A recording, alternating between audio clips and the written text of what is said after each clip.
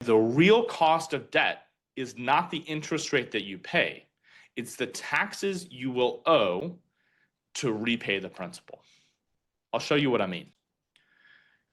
In a pass-through business, in your S corporation, it's going to take $1.69 of earnings for every dollar of debt that you have to repay at those top tax rates, which means you have to earn profit out of your business after all of the other expenses, after you've paid your staff, after you've done the benefits, all of the other expenses, after you've paid your staff, after you've done the benefits, after you've paid all of your other vendors, everybody else, you have to have $2.5 million of pre-tax income to go through and pay the income tax of over $1 million to repay that $1.5 million. And you don't see it in this big a chunk because what happens is you're paying the $1.5 million back over years, 10 years, 15, maybe 20 if it's real estate.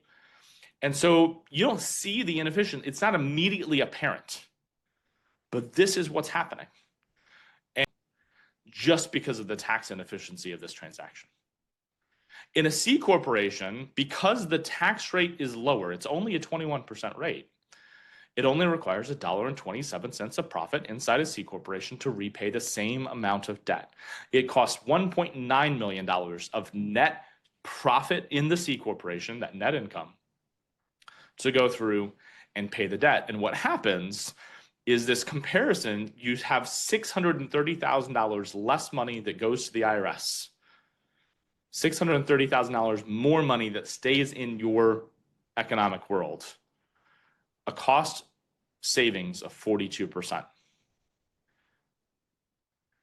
Most of the business owners that I know would bend over backwards. Like they would move mountains to save 1.5%, 2% of interest on the debt servicing for $1 million, a $1.5 million loan. This is dramatically more impactful. 42% cost reduction just by structuring it differently. Again, I ask you to think about how many days a week are you working for the IRS? How many days a week are you working for yourself? Okay.